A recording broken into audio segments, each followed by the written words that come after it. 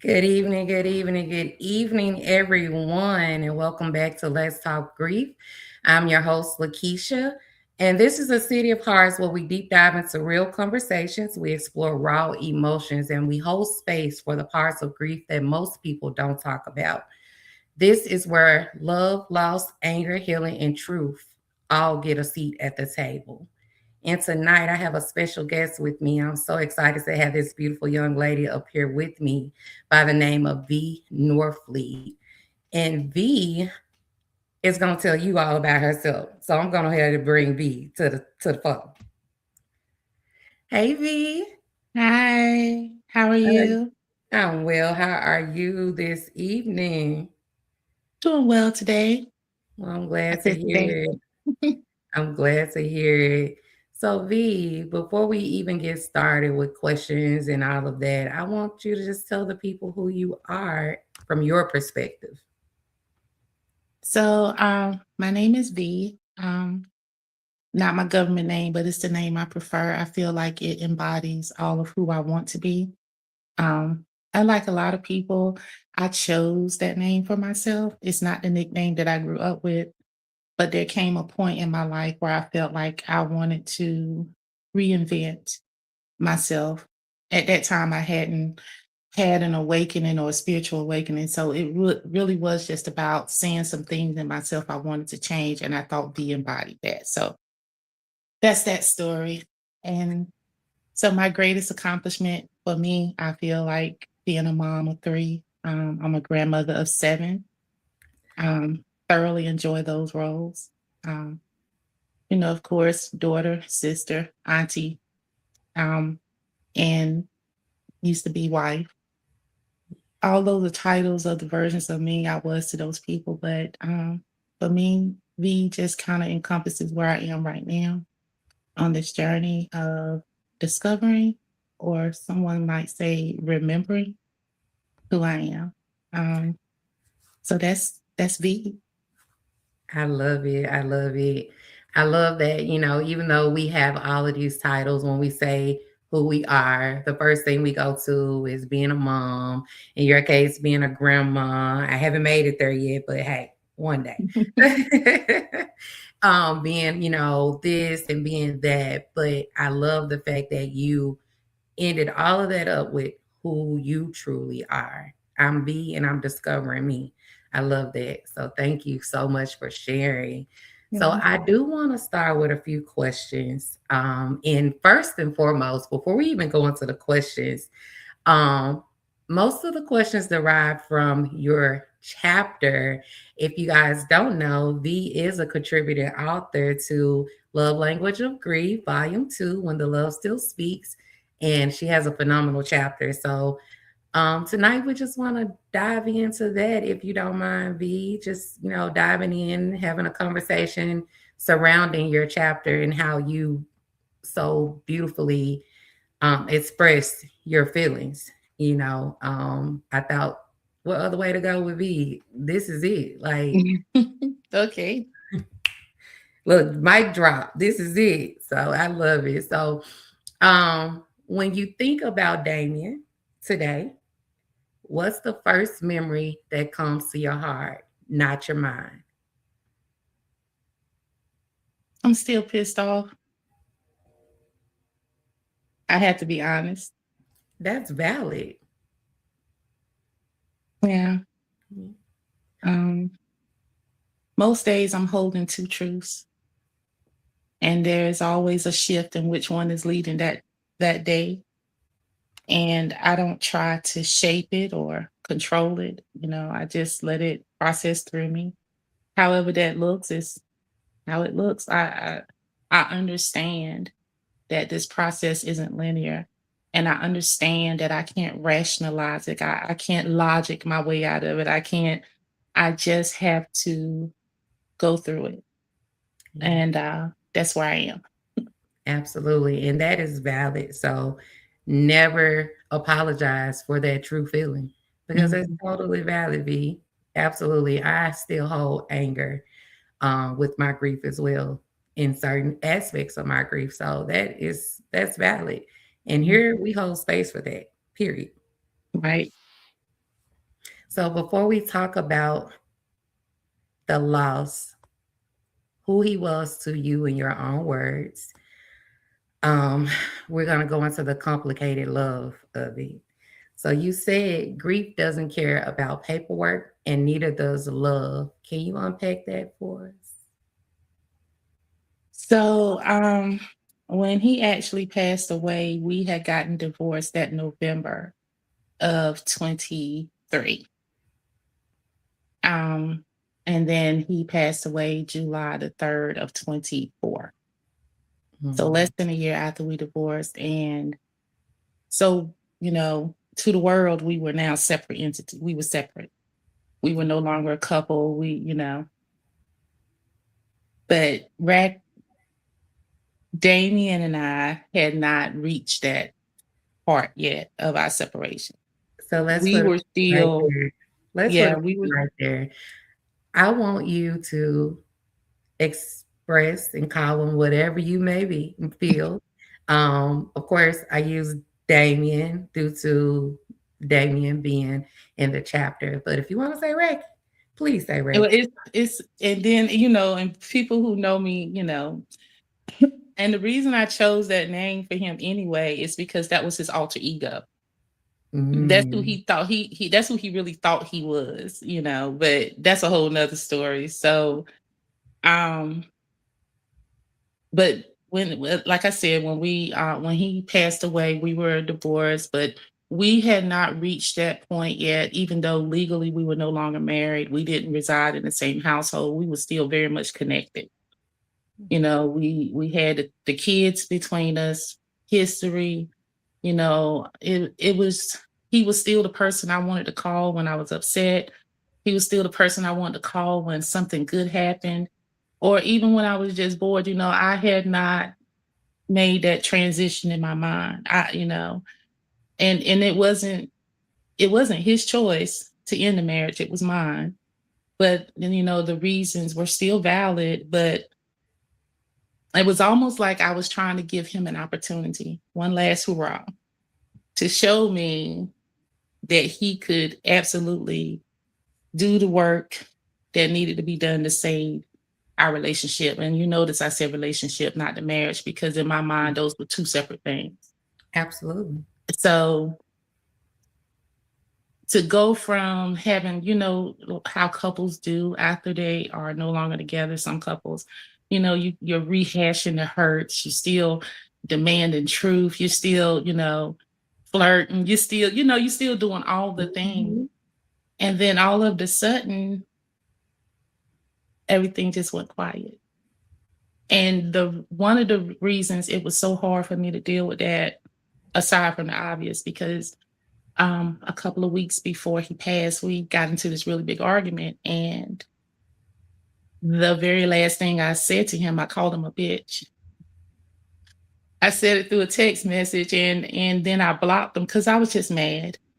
And he Mhm. knows how I am. He knows I'm gonna be mad for a couple of weeks, and then he gonna slide through and he gonna say something, and it's gonna be whatever. But that never happened. Yeah. So that was kind of a cycle with us. And I got caught mid-cycle. And Mhm. that was devastating to me. Absolutely. I love the fact that you did express something that is very important and essential. And I don't think the world actually realizes. Um, we hold those papers to a higher standard than the relationship. And that's not accurate. The relationship should trump the paperwork, you Mhm, know?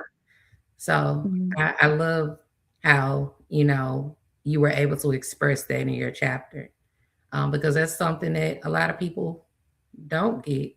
Um, and even with that, you just actually answered my next question: how do you grieve someone you've divorced? And for you, you didn't grieve your divorce fully until everything went quiet because you still had that attachment. You guys still had that communication, that connection, and I'm We sure it was a piece of hope that was still there. Oh, absolutely. Because I thought, it's no secret he was struggling with addiction. and Mm, alcoholism. So, it wasn't just about, um, it wasn't just one thing, it was a multitude of things. And I realized that the type of person I am, I put on my cape when I love people. And I feel in a way that the type of loyalty I have blocked him from being able to do what he needed to do. I saved him at times when I shouldn't have. I stepped in when I should have stepped back and allowed him to do the work, but I kept trying to save him. You know, um, I even mentioned in my chapter for a long, long time, I thought that was my job. I thought mhm, that was part of being a good wife, you know, and it backfired in the sense that when he passed away, there were so many people that held narratives that were nothing like the reality. They wanted me to be the bad guy. They wanted it to be my fault. And I let that move for a little bit. I didn't say anything. What I'm saying now in this chapter, mhm, is something I've been holding for a good little minute. Um, they assassinated my character, and I'll let them do it because I was used to doing that because that's what I did while we were together. People would say, "Oh, she's just so mean and she's just this." But, people always look at the reaction, but they never look at what caused the action. You know what that's I'm it. saying? And he went along with that because like so many people who have addictions, manipulation is one of their tools. And as That's long as people think that you're a victim, then they feel all right about enabling you, even when they really deep down know the truth, because there's no doubt in my mind that they knew the truth. But again, holding yourself accountable or holding someone you love accountable that's caught up in the and I've been on both sides of that. I love several people that struggle in that area, and I'm learning that their addictions are not my failures. mm, And I used to internalize that with him. I would tell him, if you love me, you could stop. If you really love me, you would stop. And after going through Al-Anon and some other support areas, I realize now that it's a disease, and I wasn't going to love it away. I wasn't going to outsmart it. I wasn't going to punish it and it was going to disappear. Those were all things. And mind you, a lot of these realizations I have now came after his death as I was mhm. going through my healing process because the guilt that I was carrying was weighing me down so heavy. So, But you know what, B? What you just speaking it out loud, you just helped a multitude of women, including myself. Because I had to realize that I couldn't love an addiction away from a person. mhm, I had to stop internalizing the hits, feeling like it was me or something that I was doing or I was feeling or I wasn't doing enough. It had nothing to do with me. It nothing. had everything to do with the addiction, nothing to do with me. And you actually helped me realize that when we spoke privately about it, when we had that conversation about it, you Mhm, helped me. And so I want to thank you for that because I beat myself up because the person wouldn't stop. I felt mhm, like the love should have been strong enough for him to let it go. mhm, And he didn't. And I had to realize in speaking with you is when I realized this is bigger than me. This is out of my hands. This has nothing to do with me.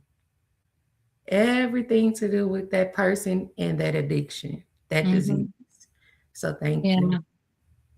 It's I remember that a lot of people through the 23 plus years we were together, and this is young in a relationship, and when things started kind of going wrong, and my mom would say to me, "Well, he's only gonna do what you allow him to do," and I would be thinking, "How the hell am I supposed to make a grown man do something? I Mm, mean, what control do I really have over that?" And I would get so angry with her, like, "Why she keeps saying that?" And mhm, it took some growing up and some maturity for me to understand that what she was really saying to me was, "You can leave." mhm, And my mind didn't want to accept that because I didn't want to leave. I loved him. And for me to really get to a point to say, and it took me so long to get to that point, to the point that I had took so much in this relationship that even he said to me one day, he was like, you should have left me sooner because you deserve the best. You deserve to be happy. And I know I wasn't making you happy. Of course, I Wow. didn't want to hear him say that either. I wanted him to be saying some other stuff like, "Oh, I'm gonna get my stuff together, baby. Baby, I'm working." But he Mhm. was so sincere when he said it. I knew he meant it. But when you're in the middle of a situation, it's a lot easier for people on the outside of you to see what need to happen because they don't have any skin in the game. Your emotions all bundled up in it. They don't know what they're talking about. They all in my business. They don't understand. I love him. You know. Mhm. Yeah. Yep, I get it. But Mhm. and that was his sincere way of he actually I feel as if he actually knew that the addiction was something he couldn't beat on his own. And as much as you didn't want to hear it, that was his way of telling you to let go of the guilt and release yourself. Not Yeah. because he didn't love you, but because he did love you. He had his moments, he would say that, but then all in the Mhm. same breath, he'd be saying, "You always gonna be my wife. Uh, You my wife." ain't And they this is like times? a couple you like, yeah. It's so, it's a complicated, layered thing. And I know some people would just look and say, "Oh, that was just toxic," and just brush it off. But there's always layers to things. And yeah, I'll be the first to tell you there was some toxicity there and there was some codependency there. And there were a lot of reasons why my emotional state and my mental state allowed me to go through those things without leaving. And so I can't blame it all on him because I absolutely had decisions I could have made differently.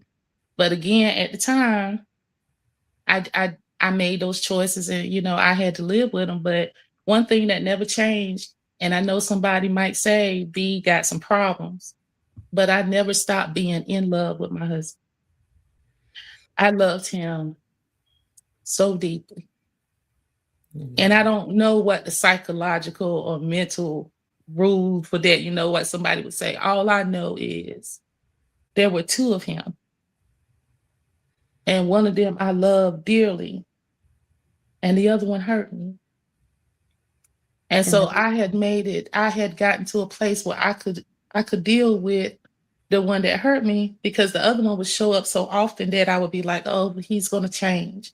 And so that internal hope just kept me spinning. And so when I talk to women now, and I hate giving advice because I feel like I'm the least qualified person to give advice. But for some reason, people always ask me for advice, and I try to be as honest and gentle as I can because I want to be what I wanted at them times in my life. I know a lot of people say, well, tough love. I think tough love is about boundaries. I don't think it's brutalizing people with your words. mm, People are already hurting. It's like they say about, if if the milk is already spilled, there's no need for me to beat you with a belt while you're cleaning it up. You feel what I'm saying? mhm, And sometimes I think people mean well, but they can do more damage and cause more trauma with those words because think for a moment that the person who's going through don't feel ashamed, absolutely. don't feel embarrassed. We're not living in a bubble. It's not like we don't know what we're going through. So when you're trying to express yourself to someone, and I always say, if I can't hold space for someone, I'm just going to tell them straight out. I'm not, I don't have the emotional bandwidth for this. I would rather do that than hurt someone further. So, because Absolutely. I felt so isolated in my grief. I grieved him alone until I met a community of people that I felt safe with. But in my real everyday life, and even to this day, There's not a person that I can sit down and hold a conversation and say, "Man, I remember when Racky and I did this. Or I remember when we." They don't want to hear it. They feel like I should be over it. They feel like I shouldn't have ever had those type of feelings. I lost so many people, living people, after Racky passed, that I just understood then that people don't. A lot of people in my life didn't value me. They value whatever benefit they were getting from me. And the Yeah. moment I needed to tap into the relationship and pull something into myself, they didn't have it to give. So, you know. You said a mouthful with all of that. So I want to go back to the word toxic because people use that word and they say, oh, that's a toxic relationship. Well, let's be honest, human connection is toxic.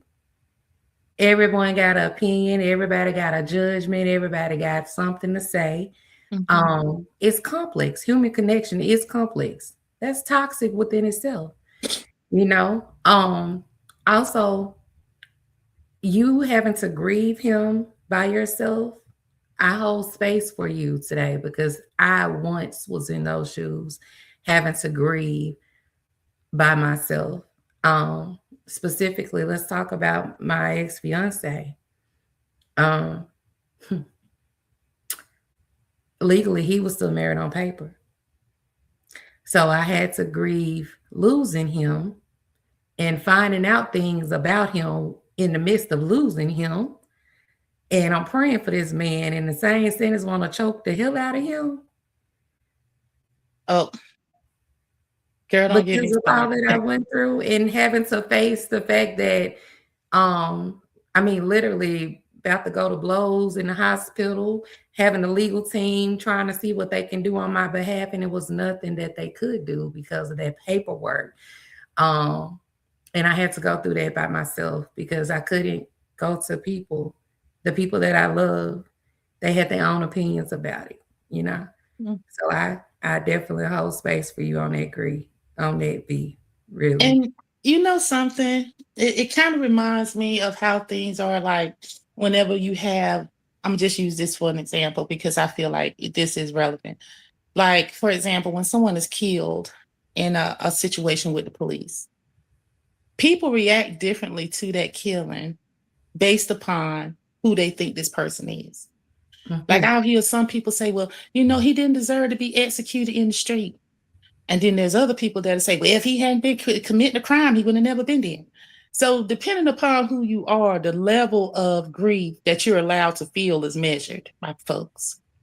And in my case, because he had done these things, these hurtful things to me, and some other things, people looked at that and felt like, what you upset about? Mhm. Why are you grieving? That's a Mhm. whole nother nuance to the thing because it's not, I know for a fact that I'm not the only one that has experienced that. And so it made me shrink in the public eye, how I moved during that whole situation, you And know? I So, have actually experienced that. My brother, my youngest brother, was killed by the police here oh, I'm in my sorry. hometown. And immediately the police, before they contacted us, they they put it on the news. They spun the narrative.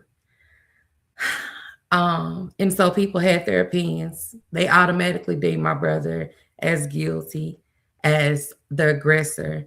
When I have a paper trail and videos of my brother contacting the police from that Thursday to that Tuesday when he was executed by the police, asking for help.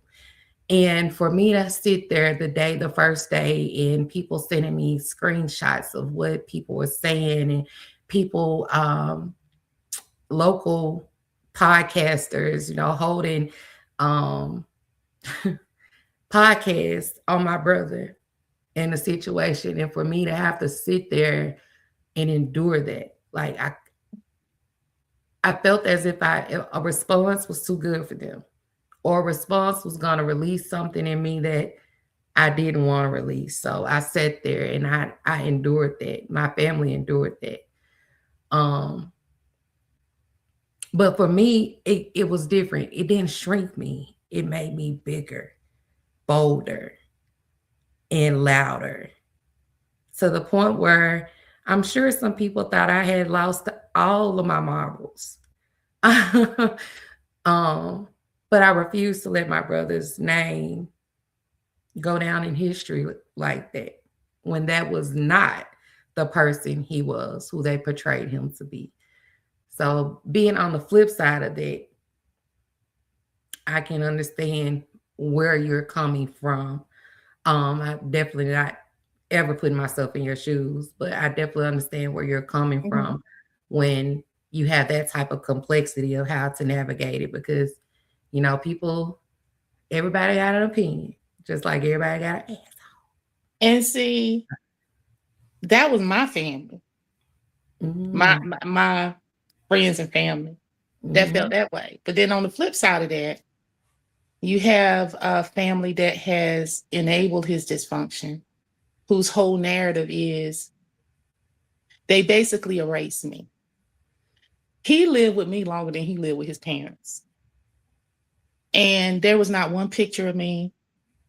There was not one mention of me, my kids. But they were reduced to 3 words out of that entire, no inclusion for them. Now I can almost understand if they decided they didn't want to have anything to do with me.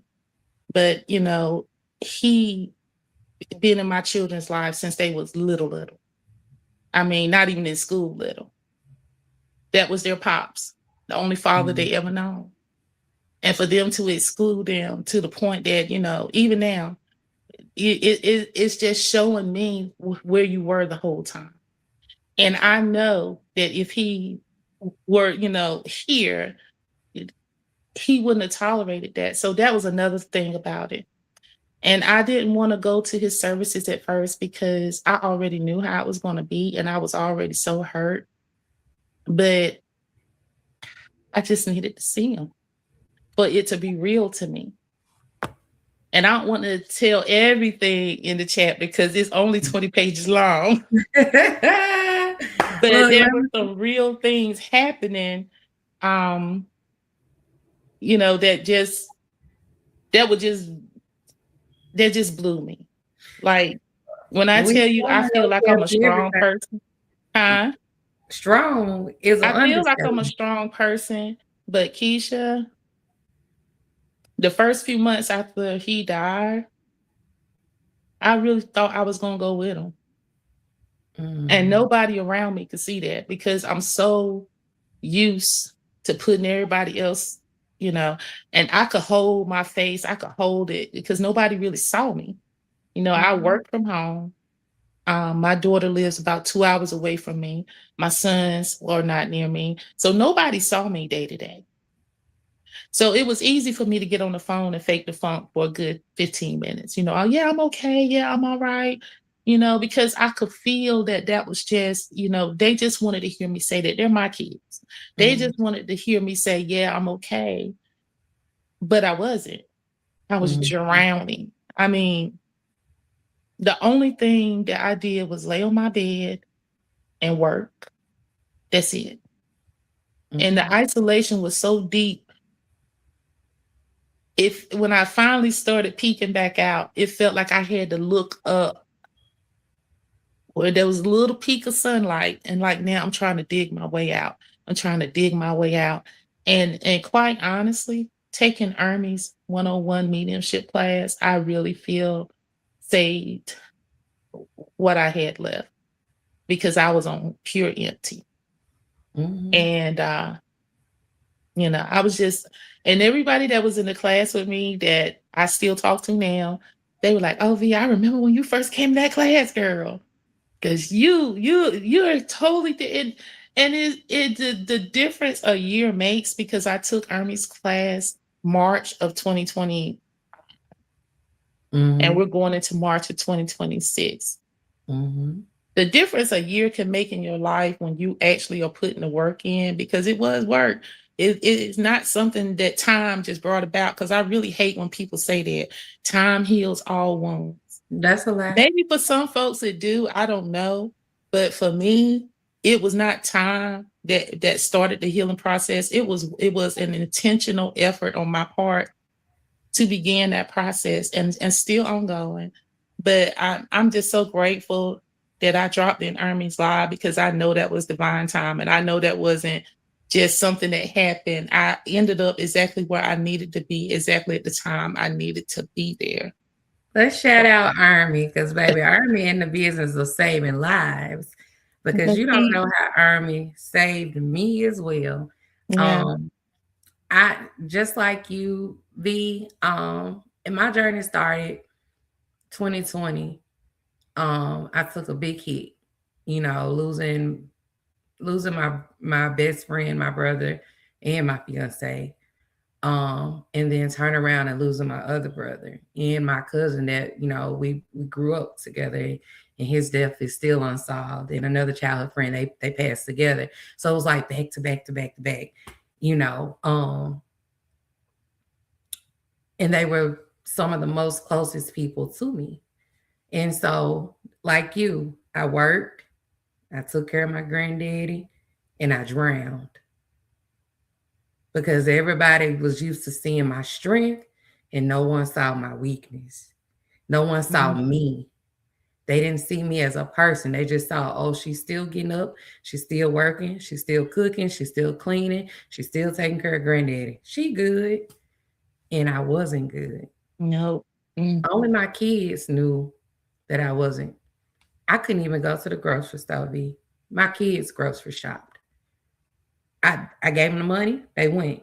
I couldn't even drive my car. My kids drove my car. I was grateful to have my kids because I probably wouldn't have ate, you know, in the mhm. process. But I literally drowned. And I went through that for a couple of years.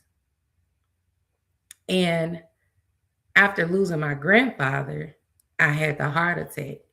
Now, I was already following Army, but I hadn't engaged. I was just spectating, watching on the outside, clicking on the live, coming out the live. But um, something spoke to me. I'll never forget. I was sitting on the side of the bed, and she was speaking with someone, and the connection was so strong. She was giving specific information. I'm talking about I'm bawling tears, and I said, she gonna help me. And I think from there, I started engaging. I joined the Discord that night. And from there, I started signing up for classes. And that was the best thing I could have ever done for myself. Oh, hell That yeah. was the best thing I could have ever done for myself. You know, one of the first things I realized when I really started tapping in was that I wasn't just grieving Racky. Mm-hmm. And then I'm gonna say it again, these layers. Grieving, yeah, the marriage, my relationship, who I was in the relationship, because that identity now is gone forever. I'm never gonna be that version of me again. And I Mm-hmm. missed that. And I mourned her. I didn't realize I was mourning her, but I was. Mourning the version of me that was big sister, cousin. So Mm-hmm. these were all things happening at the same time. And as I got deeper into my journey, even when I sat down to write this chapter, oh my Mm-hmm. God, the first paragraph came out slowly. The first couple of paragraphs, it came out slowly. But it was like, I don't know, after I said, and I didn't realize how much I needed to release that when I said, um, Is how many lives you that know. Mm-hmm. I texted him and I called him a bitch. And that's the last thing I ever said to him. When I put that down, I cried buckets. I cried buckets. Girl, do you hear me? I cried. My eyes were swollen the next day. I cried so much. And I did not realize until that moment how much guilt I was still carrying, how bad I felt. Even though he has come to me and he has told me over and over again, baby, I know you didn't mean it. And I really was, but it just something about that being the last thing out of me to him that just was blocking my healing, for real. Like I felt almost like I punished myself. Like I held on to that pain longer because if I let this pain go, And I'm not gonna cry because I got to work tomorrow. I won't be able to see my computer screen. But It's okay. I'm telling you, the more you get into that healing portion, and you start to realize that you're not just healing from this loss. It's a lot of things that get drug up and brung up when you in the midst of chaos in your mind, right? It's Mhm. things that you would maybe not have thought about in years that will come up in them moments and just make everything feel just so much bigger and wider. And I Mhm. remember one night I was sitting here and I was trying to talk the chat dumbass because I ain't had no friends at that point. And I was trying to explain what I was feeling. Like, just it felt like everything from my childhood, every relationship I had, my kids. And so it was just this little voice I heard. And my grandfather used to say this to me all the time because he used to tell us kids this joke. And he Mhm. would, every time we passed a graveyard, he would say, I bet you don't know how many dead people in there. Mm. And that's part of it. But the other part is he had a story he would tell his kids too. And I think this one stand out more because I ain't gonna tell the other one because then I got to tell the punchline and that might get your line restricted. But this is one that I truly do rely on every day. How do you eat a bear? One bite at a time. One bite at a time. And I live my life by that now. That is my motto. It's what I will stop in the middle of what I'm doing. When I start feeling overwhelmed, when everything start crowding in my mind, I stop, I breathe, and I just repeat to myself. It's like a little mantra, one bite at a time, V, one bite at a time. Because that's what grief is. Yes. It's one bite at a time. You're never going to get to a point where grief is sitting quietly in the corner and you just forget all about it. It's one Absolutely. little smell. It might be a song. It might be a particular phrase somebody drop in a conversation, and you feel like it just happened yesterday. Yes. A And that memory. happens to me all the time. Like, even I saw this guy and he walked like right, and my mind immediately went back to the night we met. And my heart just started pumping in my chest so hard. And I'm like, I had to forgive myself for feeling hurt. It's not weakness. Yeah. And I don't have to hide it. And that's why I said when you first asked me about the first word that come to my mind about rat, that was the second hardest part for me to kind of navigate was that I was so fucking pissed off. Oh, excuse me. Go ahead. I was so fucking pissed with him because he lied to me. He Mm. could, I love him to pieces. I opened the door. I made it safe. I gave him all the room to be real because I'd rather take a hard truth than a slick lie any day of the week. I can deal with hard truths. But honey, Mhm. I can deal with a hard truth. And he know that about me. But I realize now that's what I was going back to about this addiction. The shame he felt in facing me, he couldn't do it. And I Mhm. took that personal. And it Mhm. fueled that anger in me. Even after I'm like, every time I find out something, because I'm still finding out shit. Mhm. It's like Oh, every time I think yeah. I know everything, something else pop up, right? But I think if I could go back and do something different, I wouldn't beat myself up so much. Yes. Because again, those were his choices. If he didn't feel he could be honest with me, it wasn't my failing. Because I used to say to myself, well, if I could have just held my temper, if I could have just kept my mouth shut 5 more minutes, I wouldn't have Is made you him something? mad. You Is you know, into my question list? You tap ah, in. I guess you is because you asked. Look, I ain't got to ask the question. You answer it. That was my next question to you.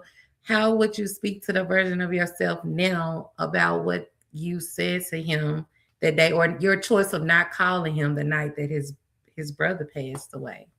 Because you held a lot of guilt with that, and we tend to hold.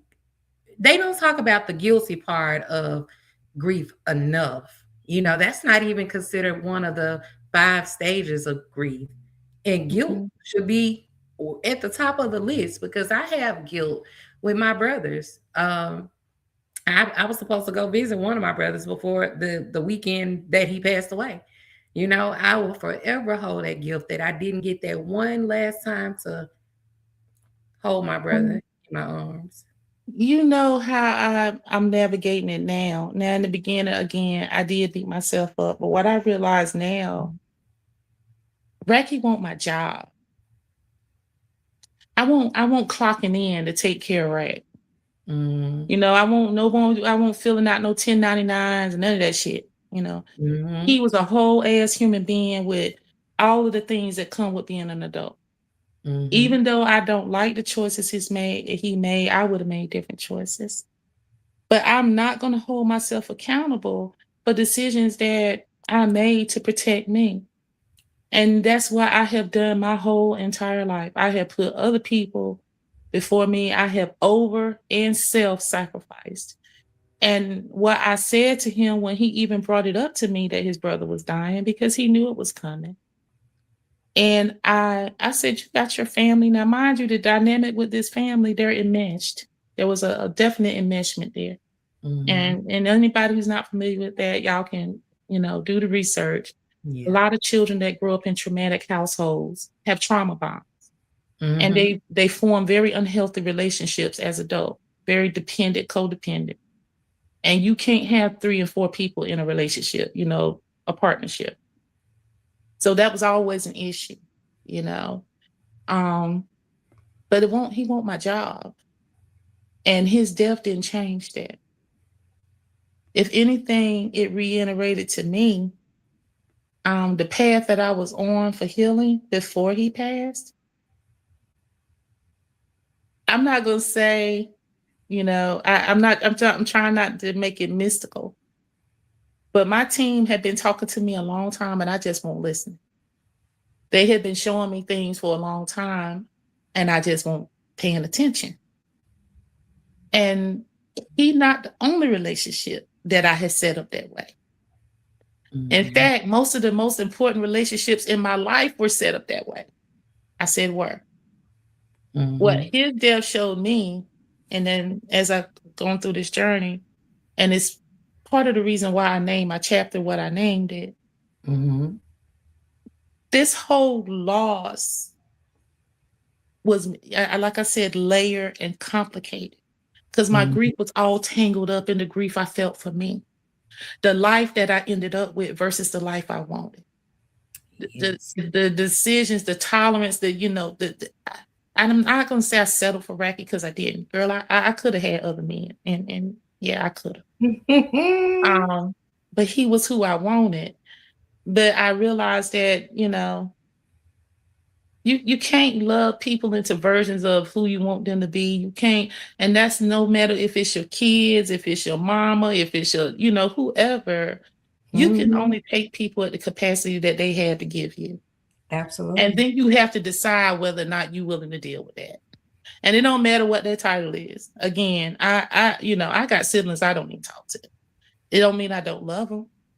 It's Mhm. just that where they are and where I am, the gulf is too wide. I'm not bending down in the valley, so you can use me to get to where you going at. No, ma'am. No, sir. Mm-mm. Talk Not about doing it, that no more. B. Talk about it. Mm-mm. Talk Because about it. grief is worse. You know what makes grief worse? It's when you are literally in prison with the people that are giving you the grief. Mhm. They're not helping you heal from the grief. They are actually compounding what you feel. Compounding your grief. And one of the things I'll never forget when I was at his funeral and I had walked in and there was an apostle there, and I have a lot of respect for her and I still do. I mean, she's a beautiful person. That one thing she said to me doesn't change the fact to me that I mean, aside from her being who she is, she's a wonderful person. She has really been there for me at times when I needed her. But this particular time, it probably was because I was so grief stricken. When she hugged me, she said, "It is what it is." And my whole chest just kind of just went, "Mm." It felt like she had shot me in the chest with an arrow, to be honest. And I realized that how she, how brusque she was with my grief was how everybody was acting. I mean, Keisha, I sat in my house. He died on the 3rd. They didn't bury him till the 14th. From the 3rd to the 14th, I had one cousin that showed up. Now my brother stopped through. They didn't come sit with me, comfort me. I mean, so that's why I said she was the one that came and comforted me and held me and let me cry and let me talk but I didn't get any of the, won't nobody bringing no chicken by. I didn't want the dry ass chicken no way. But won't nobody bringing no chicken I by. was like, no, you were saying. And look, they brought all the chicken to my damn house, and I walked out Yeah, because it was it too was much. empty and it was silent. So And let's shift yeah. your perspective on it, because in my shoes, they flooded me and they gave me everything that I didn't want or need. The Mhm. cliche statements, all the dry ass chicken in the world. I didn't even have Mhm. an appetite. It was too much. No one was silent. Nobody recognized that I'm grieving. Everybody want to laugh and joke and, you know, have their side conversations. And I'm sitting there screaming from the inside out. My Mhm. life, the person that I was before that phone call was gone. Mhm. Yeah. I walked out of my own house, V. I walked out of my own house and I left everybody there because I needed to get away. So when I said shift your perspective,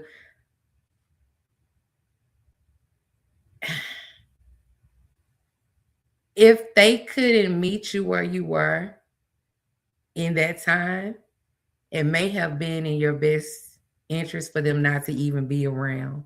Because what good would they have brought to the table if their opinions of what they felt flooded your room? You probably caught a case, I V. can say I can accept that because I kind of feel like this though. Um, I probably feel the same way I do about people that don't vote. Well, because you, my thing was Keisha, not that they didn't come by the house. It was the total, just no calls, no text message. It made me feel like I was invisible. And Mhm, because I already have wounds with rejection and abandonment, it hit me 10 times as hard mhm. because I just felt like I'm the person that always show up whenever there's a tragedy. I'm the person that be bringing the chicken, but my shit don't be dry. And I drop it off because I don't stay because I do understand people are grieving. I'll bring a Mhm, card, I'll bring, little money, let me cash app you what you got going on, is can I help? And I know mhm, I never stay longer than 20, 30 minutes or so, just to show that my support. I would have even been satisfied with a one line, you good text. But for mhm, you to completely ignore me, and I'm not talking about random people, I'm talking about people I show up for, people I love on. mhm, I feel like spirit gave me a two-pronged lesson because I had never been able to one prioritize myself. It took something like this, like a real drastic thing, to mhm, show me how little value people place on me, not what I bring to the table, because I bring a damn lot. I'm a good friend. I'm a mhm, good sister. I'm a good person because I mhm, choose to be. I love helping people. I don't meet any strangers. I'll talk your damn ear off. I mhm. mean, I'll do stuff for people, and when I do things for people, you'll never know it. Yeah. Whatever I do for you is between you and I. You feel me? So for y'all to literally ignore me at one of the most devastating times in my life, I had loved this man through thick and thin. The divorce almost took me out of here. Like I just felt like, but then I realized, like, how could they love me and not see? And so my cousin said, well, maybe they thought because I said, but they didn't have to guess. They could have just text and say, hey, you all right? Or you need anything? Or I'm Mhm, sorry. But people show us all the time who we are to them, but we convince ourselves otherwise. And that's why I say it's partly my fault because these same people been showing me this shit for years. But Mhm. it took this particular thing because that's what grief does. It strips everything down to the bare bones. It There's does. nowhere for you to hide this because you don't have the emotional energy to do that shit right at that moment. Where Mm, you be sitting in the house where you know, I know she would have done such and such, but she got so much going on. Nah, your mind saying that bitch should have been over here. mhm. And she wasn't. Yeah. And I didn't give nobody an opportunity to make no excuse to me, money. And I changed my phone number and moved the fuck on. Because I Mhm. don't have time. Because now my focus is healing and trying to build relationships with people who want to build with me. I look for reciprocity. I look for care. And I'm going to thank him for that. Because those are all the things that his laws taught me that I need. I can live without those things, but I don't want to. So if your relationship not bringing that to the table, and I don't care if that's friend or whoever, then I can be cordial, but I don't want to be in your world. And I don't want you in mine. Because Yeah. if you're in my world, even if I never give you anything, you're still taking. And grief is the great equalizer. It will bring anybody, big, small, rich, poor, old, young, to their Mm, fucking knees. And they're going to understand that loss is something that impact us, whether we want to admit it or not, all the same. And I know mhm. people can hide it better, but I don't, I'm sorry, I'm rambling. I just think about this kind of stuff I think You about in my good. meditation room. Like grief take on a form. It Mhm. become like a roommate. It's Mm. somebody that get up with you in the morning. They there for breakfast, they there for dinner, even if they don't say shit. Even if they Mhm. just sitting on the sidelines watching you eat your food. You always aware that it's there. It's there. And Absolutely. and so when you learn how to walk with them, and I really do feel like it's almost a real person.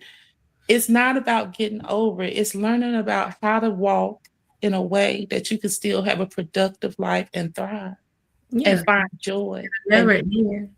It will never end. You no. got out until you take your last breath. Grief ain't going nowhere. You Mhm. just have to learn how to cope with it in a healthy way In so a that you healthy can way. still have a thriving life. And let me tell you what I did, like this anger, because it has to be addressed.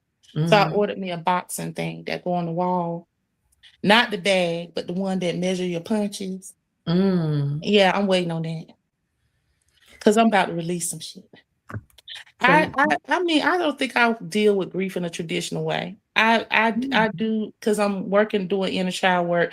So a lot of things I do because I'm grieving her too. It's just this whole journey has just showed me so much to isn't address, it and I guess that's amazing? why it happened the way it did. Isn't it amazing how grief for both of us, um, it opened us up like a lotus flower. Mhm. You know, yeah, we started with our grief, but then we realized that we've been grieving all along, grieving that inner child, grieving, the lack thereof, grieving our identities, grieving, man, I can go, Uh, the list can go on and on and don't get me on. started on identities Whew, because man. I met a V that I didn't even know. Girl, I think that was a teenage V. That the child, I don't know. She kind of scared me a little bit. I didn't even know I had that type of shit in me. That I'm was some trying to tell shoulder you. work over there with me. Listen, but she angry.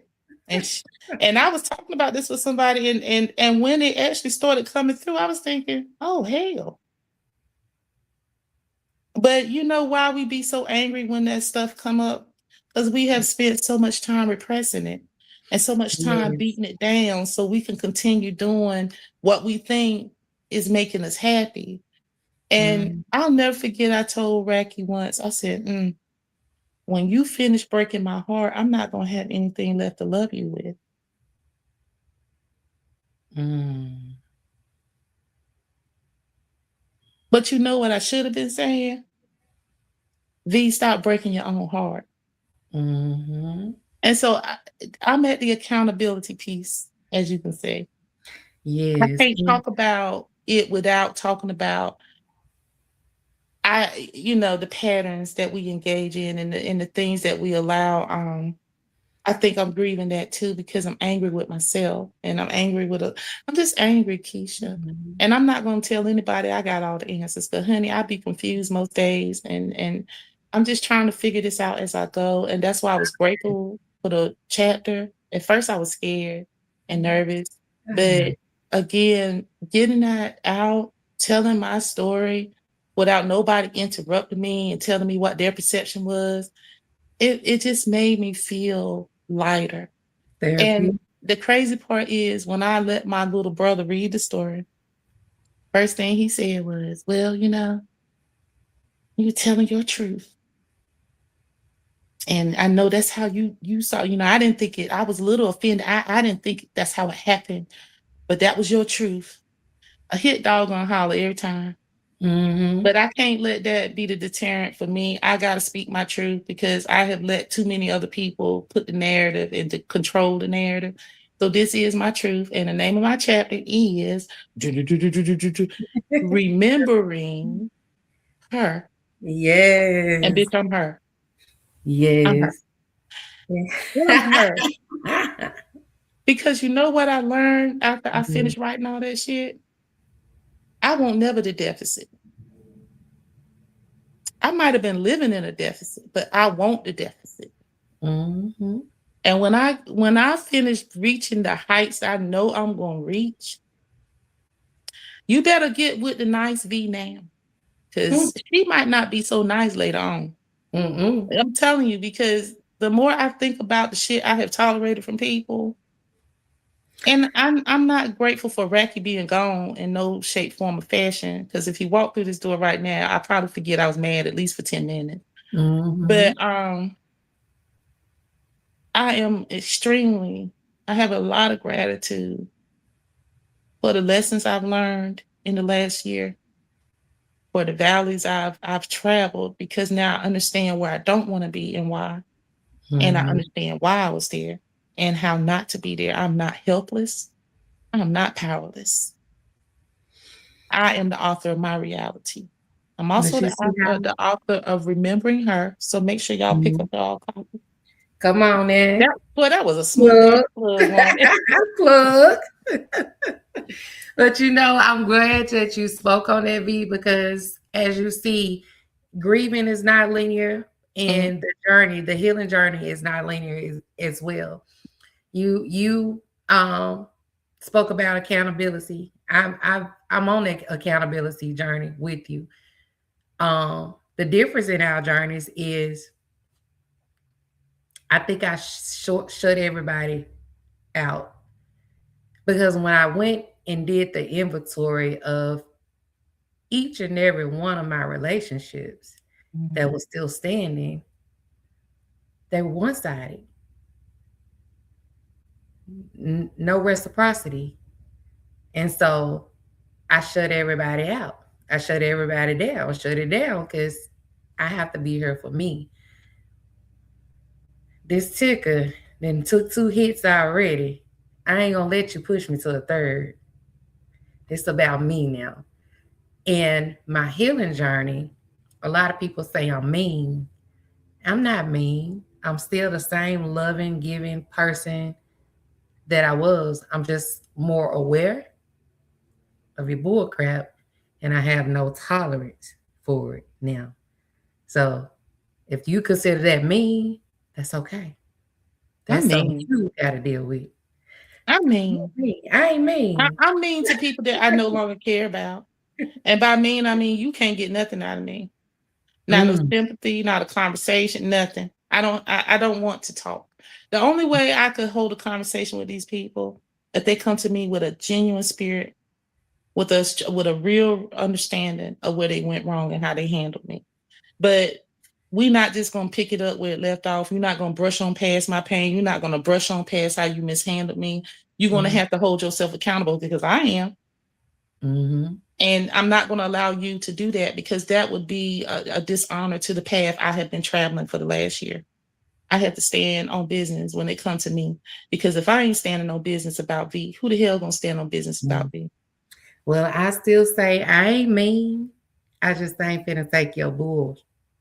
And if I have to Mhm. make you cry for you to realize it's so big, because guess what? It ain't bothering me. Girl, I I'm walk still off. me. My meanness is you don't get access to me because I Mhm. know who I am. Like I said, I'm a good person. I'm loyal. I'm but you gonna know the true meaning of absence when you have partaken of what I have bring to, and I gotta stand like that because I used to be so modest, but now I realize it won't modesty. It was insecurity. Mhm. It was me not knowing my true worth.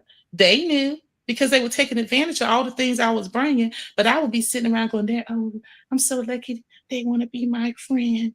And oh Mm-mm. my God. And oh, well, you know what? He loves me and I should be grateful for that. Fuck that. You grateful to him. Now, I agree with Are you you on that. understanding what I'm bringing? I agree with you on that one, And V. Now, and that I'm was for blocking me because you access. know, Access honey. denied. Now, I agree with that. Access Yeah. denied because, baby, my block game is strong. Yeah. Block list is strong. So I agree with you on that one. You wouldn't hear a comparison. Y'all know I don't know how long we're up here, but I'm gonna tell you part of my job as a paralegal, Um, I work in personal injury. mm, Part of my job is what they call building value in a case. That's my job. mhm, To add value to a claim. And I was thinking about this when I was meditating the other day. All this skill set I got and knowing what adds value to claims, I got to have that same mindset when it comes to my relationships in my life. How is this particular relationship adding value to my life? in my life. Not what I can do for them.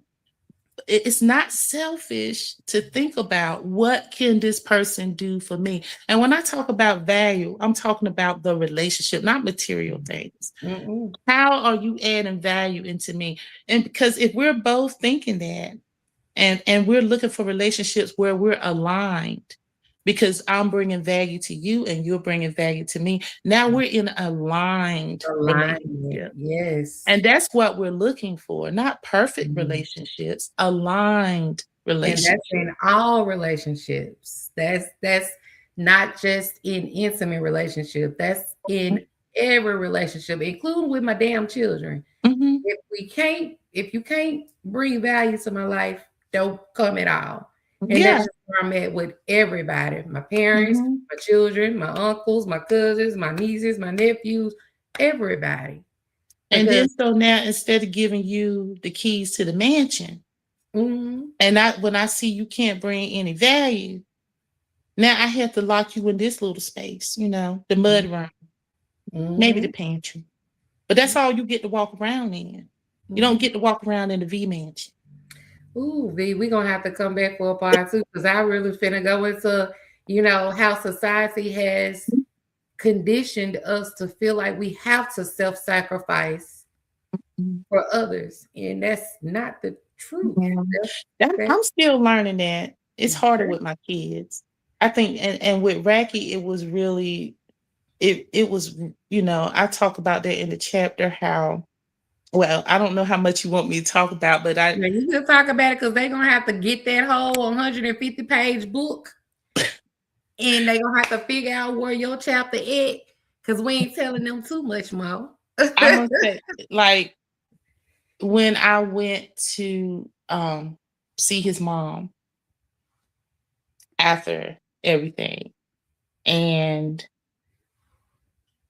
even though I knew that she knew that I knew that she was lying in my Mhm, face, I knew that the person he had the affair with was in her house. And instead of me really blowing up at her like I wanted to, I thought about her feelings. Here she just buried two of her sons. But she was still, even after that, locked into holding this narrative about who he was when I knew better. And you don't even have to lie to me because I know better than anybody. You know what yeah. I'm saying? And the only reason I came to her was out of love for him Mhm. because I didn't even like her. Still don't. I always respected his family, not because I had any feelings for them for real, but out of respect for him. But now, I realize I let them disrespect me so much and I shouldn't have. Mhm. I should not have. And Mhm. if he truly was standing where he needed to stand as my partner, I wouldn't have ever had to open my mouth about those situations. So, You would have did it but there. now I think that if I were to run into them now, and I think that divine timing is everything, because I live in a little small town and I have not ran into her since that day. Wow. And I think this because really, I don't care if anybody said this being mystical. I just feel like spirit has protected me from all of that because I was in a very vulnerable place. So let's talk about spirit because I actually had a question about that. Go Let's ahead, talk girl. about spirit. So you said that the funeral was the beginning of your deconstruction from Christianity. Mhm. What broke in that moment for you? I'm standing in a church, right? I didn't sit with his family. I sat on the side where all the clergy were. So I was surrounded by a bunch of preachers and pastors and whatnot. And I am known in that circle because I sing, right? So I know a lot of preachers from where we go to church and sing and everything. And they know me. Again, we're in a small town. And outside of her, none of the clergy approached me. Not even my own pastor who was there. Because a lot of people showed up because one, you got two brothers that died less than 24 hours apart. So they had a double ceremony. Two, when he initially died, everybody was under the impression that he committed suicide. So that made a lot of people come out just for the sake of, whatever. So I was already feeling some type of way because none of my choir members came and, I didn't see my pastor. And when she said that, I just thought to myself, this shit ain't real. That is the thought that literally happened. And I didn't realize that that was going to stick, right? I thought I was just upset. But as the days and weeks went into each other, I tried to go to church one more time. I tried. And everything the pastor was preaching, it just was off for me. The songs were even off for me because I realized that all we talk about is serving God. There's nowhere in that equation where this makes my life better. I'm just being real, how I felt. And I already had questions. I always been a questioning little spirit. But that solidified it for me. Oh God, don't make no mistakes, V. Mhm. Everything happens for a reason. Why does it happen for a reason though? What's the reason? Mhm. Tell me what the fucking reason is. Stop handing me all these cliches. You know why y'all can't give me a real answer? Because the shit don't even make sense to you. Talk about it, V. It just don't make sense to them. And they can't really give you a real explanation because it exposes the cracks in your whole ideology. Explain to me how there's a reason for a baby getting killed. Explain to me how there's a reason for an older person to be beat to death. Explain to me the reasons behind SA and molestation and the Epstein files, for God's sake. Explain the reason. But you know And then what, I V? realized when spirit started really dealing with me, look, Keisha, I realized that the creator ain't even the person they talking about. These is two. This is not. I believe in a higher power. I just don't believe in that shit y'all pushing. And if Mhm. y'all want to keep it, keep it. I don't care. That's your lesson. That's your journey. What you eat don't make me. But you know what? I found a lot of those answers that we were asking, those questions that we were asking. I found a lot of those answers in spirit, in spirituality. Ding ding ding ding ding ding ding. But that's what I was saying. They can't release the control and Mhm. give you the realness, which will go all the way back to when they was writing and organizing and putting the whole shebang together because we know that happened. Like that's Mhm. historical. And then you ask yourself, well, why would they go out of their way for us to feel like we have no control in our lives and not to understand that death isn't the end? Why would they want that? And when you really start getting, I'm not gonna go off into a whole tangent, but when you really start getting and asking the right questions about the right things, the answers you get, you can't look at this shit the same. I'll be completely honest with you. If I would have stayed in Christianity, if I would have continued on the path that I was, because I was raised in the church, you know that, Mhm. beating down the church while I was trying to get on it, and I was the most lost little sheep out here. But once I started to deconstruct on my own, I feel as if I would have stayed in Christianity, I would have been in a straitjacket. I'd have been in a nut house. It's a lot Um, in that house right now that just call it St. John. I would have been there though, because I was lost. I really was lost. So, like you say, divine timing. Nothing happens out of a alignment. It was divine timing for. Um, I actually started my spiritual journey or deconstructing before I lost my best friend and my fiance and my brother. Like I started that journey before, and it was, I'm not gonna say ironic, but it was divine timing. It was definitely divine timing. And although I even pumped the brakes, I said, hold up, am I losing my people because I didn't start a deconstruct? I questioned it. Um, Keisha. I did. I Well, absolutely did, V. I questioned it. Um, but no matter how much I questioned it, I couldn't unsee what I had already saw. and for me, I guess I know you know that I'm a real I love Dr. Newton's work. And Mhm. one of the things that I really know for me is true, Mhm. that he was the catalyst, that Mhm. he and I agreed to this. Because only something that devastating could have blew every belief, every because think about how much you have to let go to let spirit in. Man. And so I understand why it had to happen that way. That doesn't, remove his accountability for the free will choices he made in between. Mhm. But I understand that he was the catalyst for my spiritual journey, this breakthrough, this Mhm. and It was already reading. yeah, I and the know, there's a lot of comfort for me because I can talk to him, I can communicate with him, I can Mhm. feel him, and all of the things that he does Before we to even let me go there, know. because we finna go there. I got a little more time. We finna go there. Oh Before we Lord. even go there, before we even go there, I just want to say Dolores Cannon, Mm. she was it for me. I hadn't tapped into Dr. New yet, but when I started to do my research on life after death, because you wasn't gonna tell me that my folks was put here, live the lives that they live with the hearts that they had, and then that was just it, you know. You weren't telling me that. So Dolores Cannon was who I was able to tap into first, and then I found out about Dr. New. But Dolores Cannon, she Yeah, she really, dope.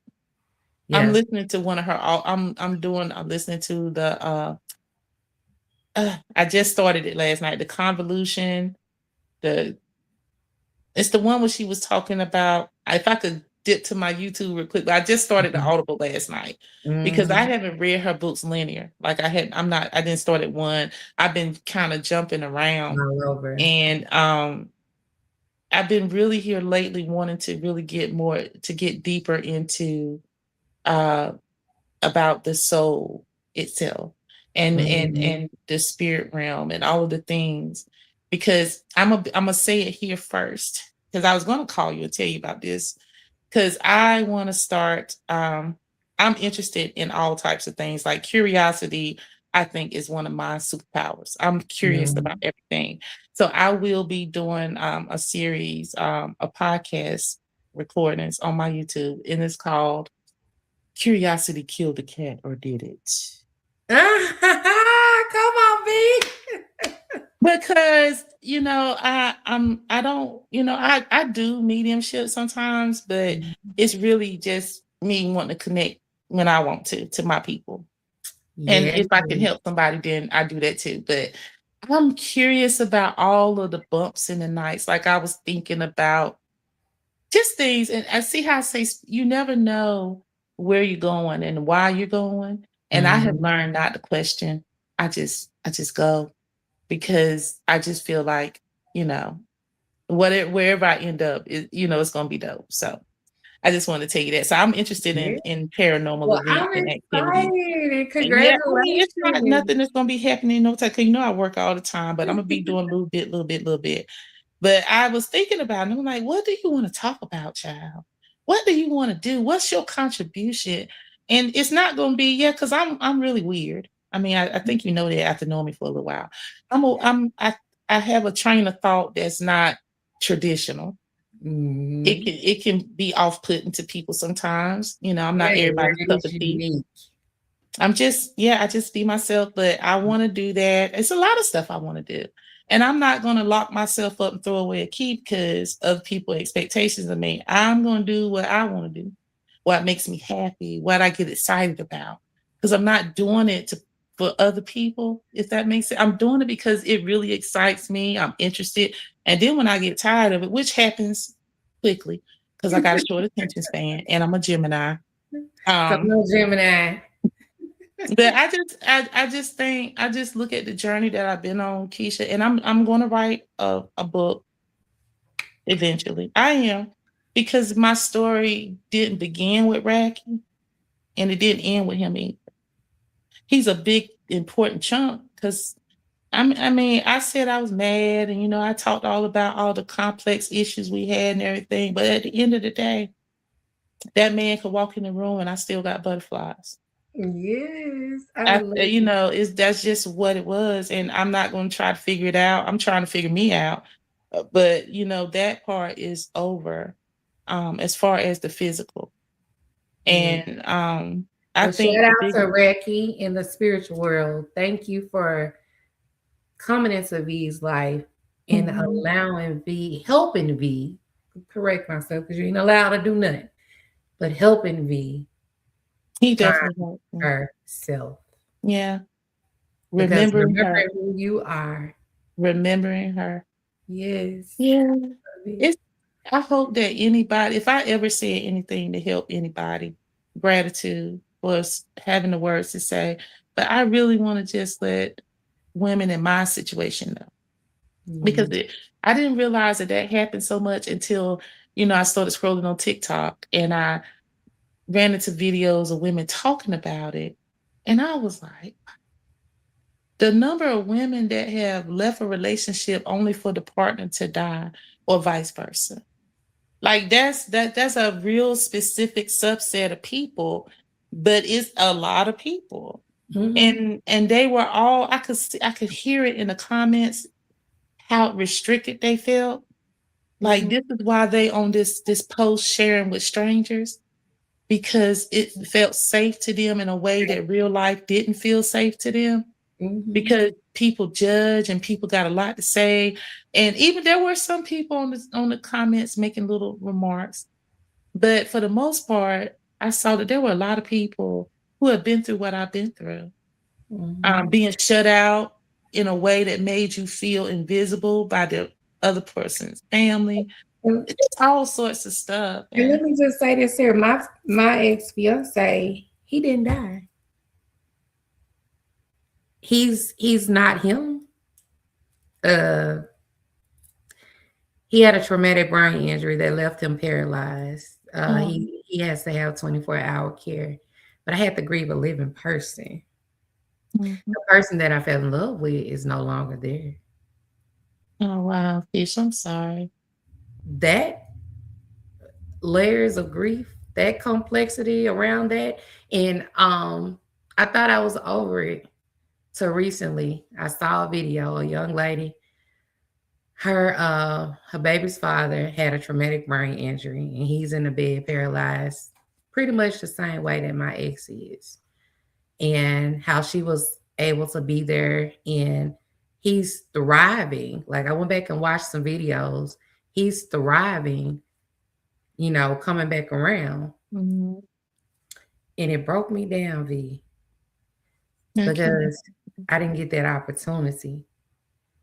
And even though he may not have been the same, I feel like he could have had a better quality of life, you know?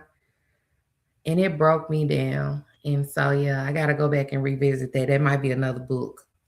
Girl, I'm starting to think this, I keep saying this is not a destination, this journey, because, and I hope that I get the major stuff out the way this life, this incarnation. So, because next incarnation, put me in. What you I'm say? signing up for some rich shit. I'm signing up for some tropical shit. It won't What be you where I'm at said? right now. Because I already thought, I said, God, we got to go back and we got to do an amendment on this incarnation because I know I didn't sign up for all of this. You know what? I absolutely, when I look at what my soul contract is compared to how I have lived my life, Mm. it's uncanny. It's downright uncanny So because, now, yeah. you gotta school me real quick on how did you tap into your soul contract? Because I need to do some deep diving in mine because I I'd be want like, my "Hey, record. you wanted your records, see, and that's coming up for me. That's coming up for me in April. I'm so excited. And you know what? For months, I've been feeling like that is the part that I'm missing for me to propel, you know, Mhm. and finances. I'm like, okay. So I started putting back for the class because I'm like, I'm getting this class because I know that that part right there is going to lock something for me that's going to propel me to where I'm going on the It's next beautiful. next phase of my journey.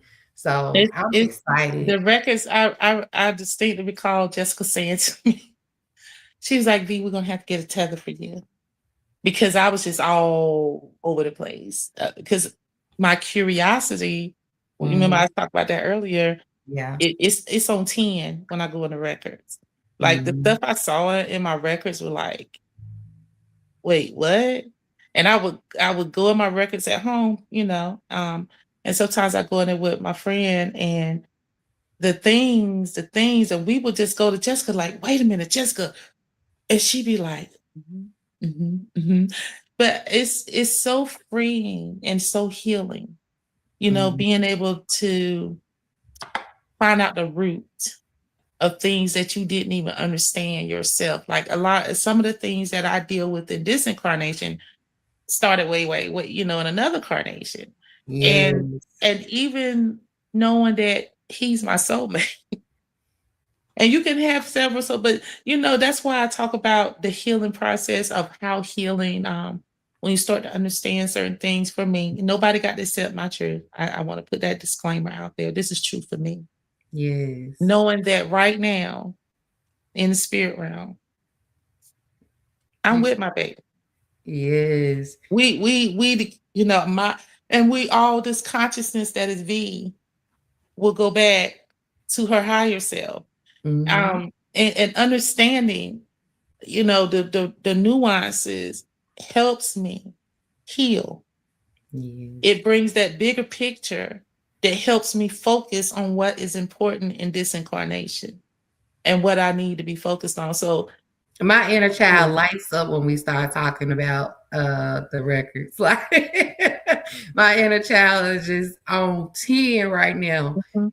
And disclaimer for the people who don't know what we're talking about Akashic records. Go do your research. Go do your research. I love to tell people to go to do research because you know what?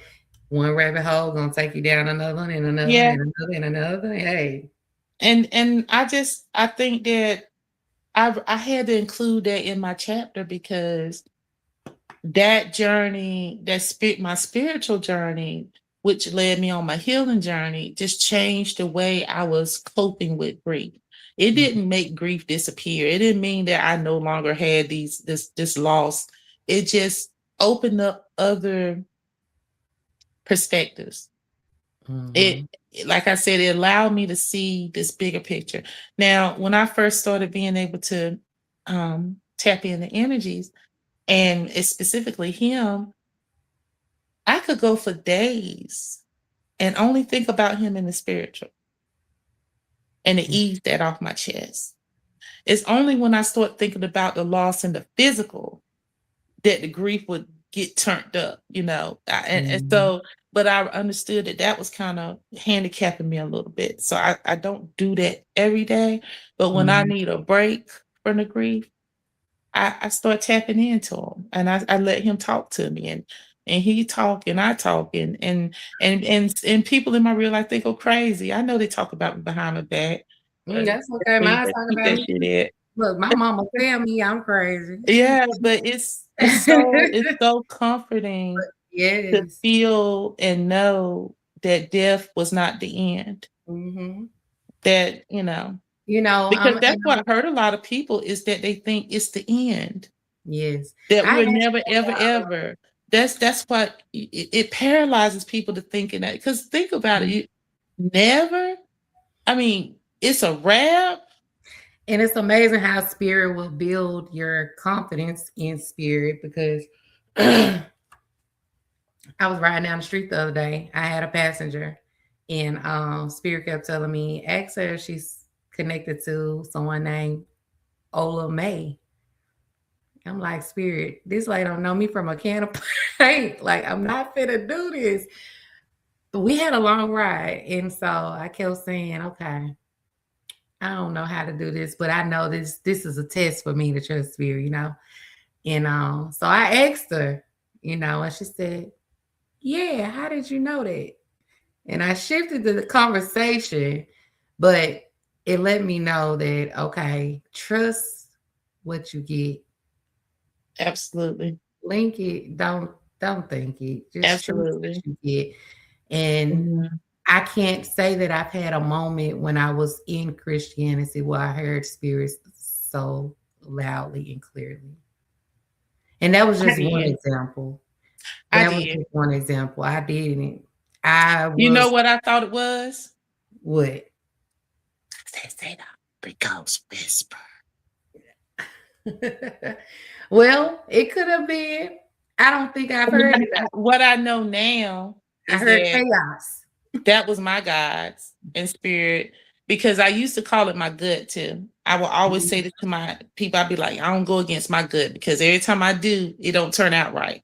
Now I know mhm. that my gut was actually my intuition. Your And she be intuition. on point. Yeah. She always been on point. I be Mhm. calling shit. Back in the day, I used to call shit out. So I'd be like, yeah, that shit ain't Mm. gonna work. Yeah, And she why? on the intuition on point, but I can't Hmm. say that I sat in the church and I knew that there was spirit speaking to me. I can't say that. I It didn't know wasn't it until I then. came out I of just the know it church, now. But right, I that I listened back recognized it. then. I listened because I thought it was just my instinct. I used to call it my gut, but self-preservation. Pretty much that's what I thought Mhm, all that was. But now I understand that even when we're not listening, our team's still talking. Our mhm, team is still breadcrumbing, mhm. Well, and in my when human design, my intuition, my gut feeling is my guide in my mhm, human design. And see, we mhm. finna go on a whole nother tangent that these people on this platform just ain't gonna understand. Well, I'm gonna stop talking about that part, but I just know that was a big piece of my grief journey. Hmm.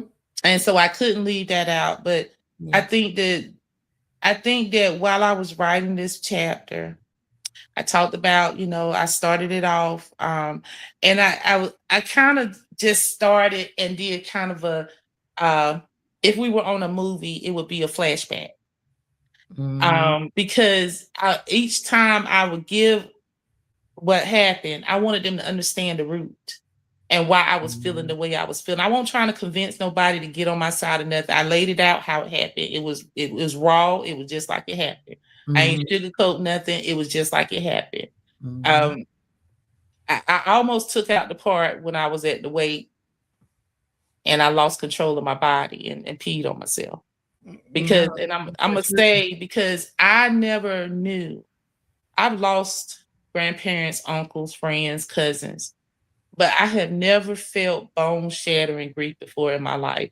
I didn't know that it physically hurts, like your body aches, your chest is thudding. I mean, I didn't know that, that day I couldn't have stopped that if it was like literally I just lost control of my body. Mhm. And I was so thick, I don't even remember big chunks of the day. Um, I didn't know that grief was that devastating. It's not something you can describe. It's kind of like childbirth. It's not something you can describe to someone who has never experienced that type of loss. And titles don't define what that loss feels like. It's the love. The deeper it feels like it's just a.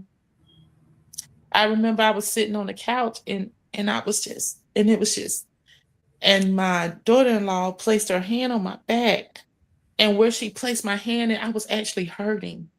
Like it was a Mhm. physical pain. And the more she rubbed my back and it started easing off and easing off. And she just sat there and rubbed my back and rubbed my back. And I have seen people do that 1,000 times, 100 times. You always see that.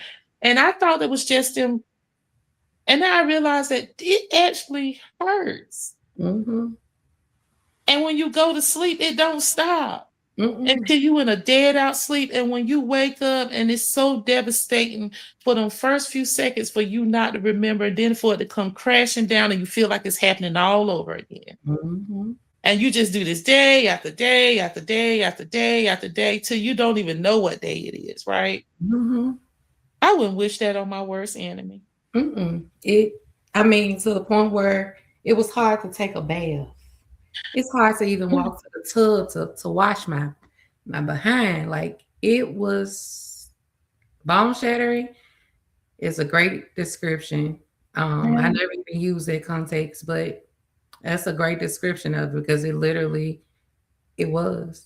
It was And man. then you got all of these little shards and pieces that strode out through your life, man.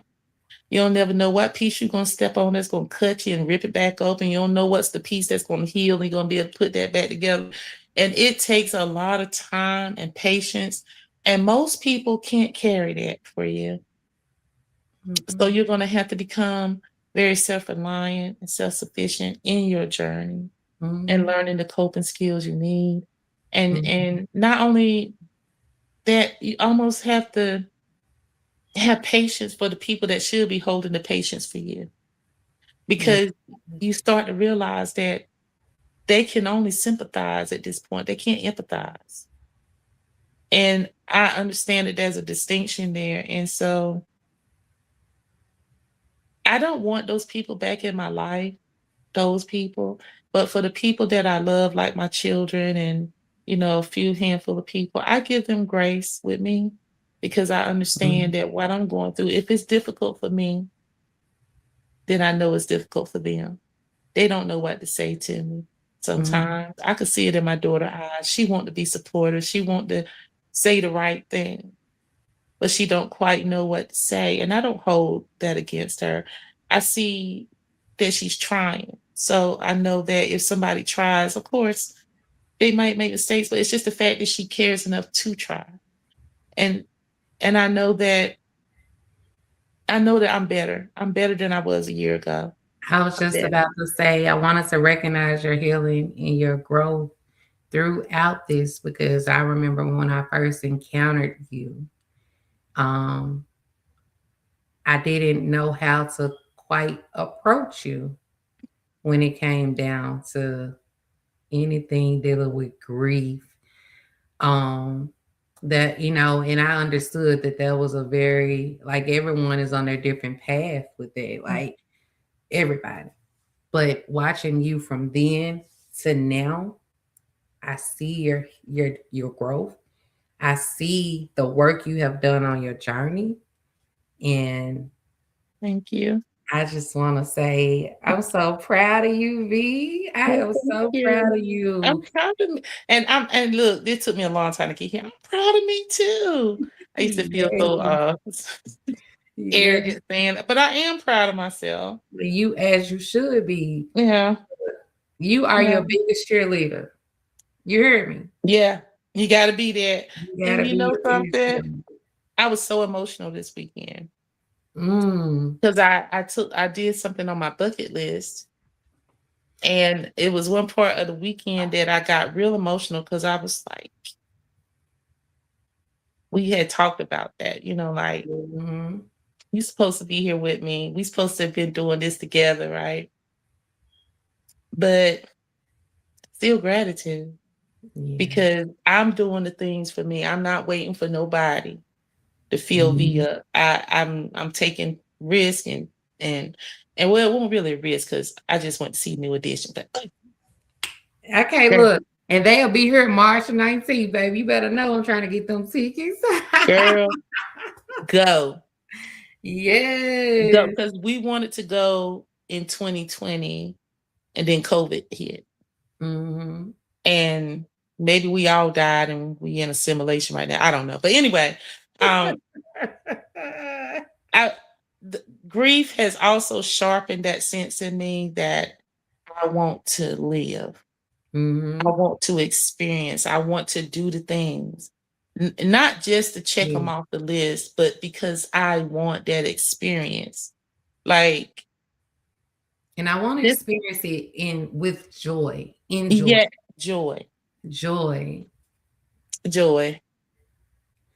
Man, that's a whole nother topic. But we both were in grief this weekend. Um, it's crazy how we always be aligned and be and we don't even be talking.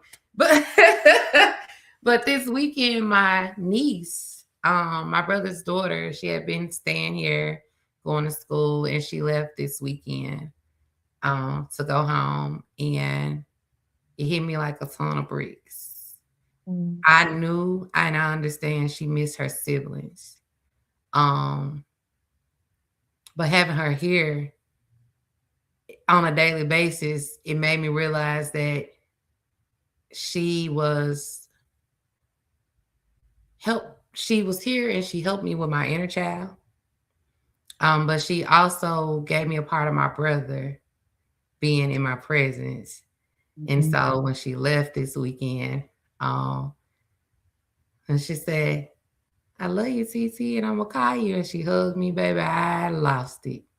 I lost it. It broke me down. It felt like I was losing my brother all over again. I had to sit with it.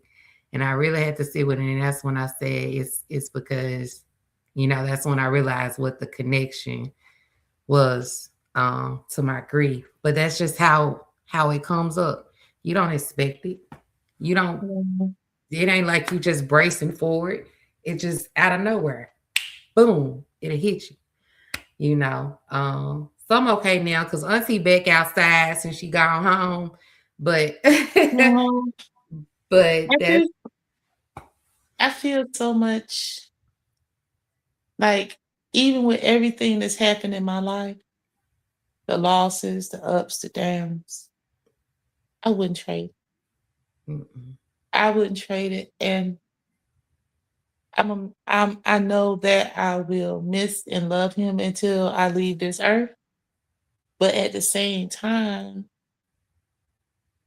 I know that I'm still have life to live. Absolutely. Um, I joke and say I'm gonna be single,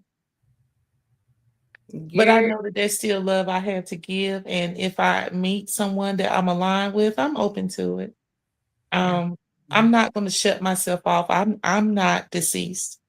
No, and you And I deserve real think love. sometimes that is the hard part when you're grieving.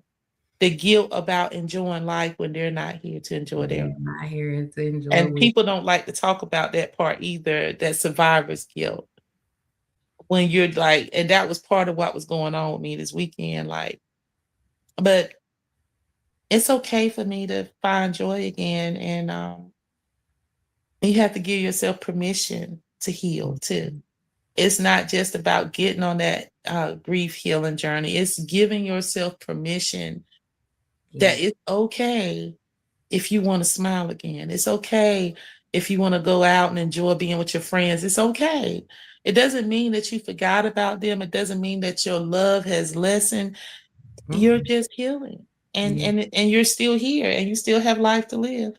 And let's be honest about it. They wouldn't want you here grieving and crying and not Mhm. living life because from what we have learned, what I've learned from about life after death, they don't even see it as we see it. Like if they had the opportunity to come back into that shell of this meat suit, they wouldn't want to. Mhm. They Yeah. wouldn't want to. And Um, yeah, it's but human us still being human with mhm, human emotions, and mhm, we internalize a lot of things. Um, Not just from how we're feeling at that moment, but even from the conditioning and traditions and beliefs and rituals that we mhm, associate with people transitioning. Um, Even though some of us will be saying, verbally, oh, they're in a better place. And then there's when you can almost see that those belief systems also limit you and how you can process your grief, yes, and that's why I say I feel like spirituality helped me it find comfort definitely. with someone who's not on that path may have had more difficult time. Mhm. So It I'm definitely grateful helped for me that. for sure. So gratitude, much Yeah, gratitude. I'm grateful for that, Yeah. and I'm looking forward to, seeing the, book in its physical, tangible form, and, I will certainly be posting all of my things on on my platform with Mhm. my 561 followers. That's okay, because you a celebrity over there on TikTok. They don't even know Good it. girl. But again, I don't even create content. I just post when I feel like it. Whatever's on my mind that day, that's what I talk about. I just, and it's part. I say laziness, but it's really not laziness, Keisha. Mhm. I just want to let it flow. I Mhm. just want to be an open vessel to whatever flows. Right. Yes. I'm not going to get all tied up into titles, and I'm doing Mhm. whatever feels good to me in the moment is what I'm going to be doing. And that's So alignment. that's pretty much where I'm at, and this book feels real good to me because I'm Mhm. proud of what I was able to accomplish in a short amount of time. I had Mhm. never written anything before, and I told you that. But it was very therapeutic, being able to tell my story. And you know, I hope that what I shared is helpful. But even if it's not, it helped me, which was It the helped number one you goal. and that's the goal. And I Yeah. just want to thank you for trusting me on this journey of sharing your story. People think because I have published multiple books now, I never started writing for anybody else. I started writing for me, for Mhm. the therapy, for the release, because paper and pen and paper was my release. It was a way for me to be able to be completely honest with what I was feeling, brutally honest, and not be judged for my grief. That's how I started to write about grief. Uh, I had no idea of what would come out of it, but yeah, it did. judge And that judgment. Ugh, yes, but that's if why I I held me captive.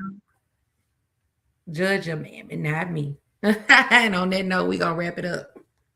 Well, thank you for having me. I didn't get to see because I can't see any of those comments. Yes, so it's an amazing show. This is That's Coco Goes Loco 6433. That's Coco. And Listen, we also had Danny to chime in on the comments. And we had quite a few viewers. They've been coming in and out. But of course, the replay will be here.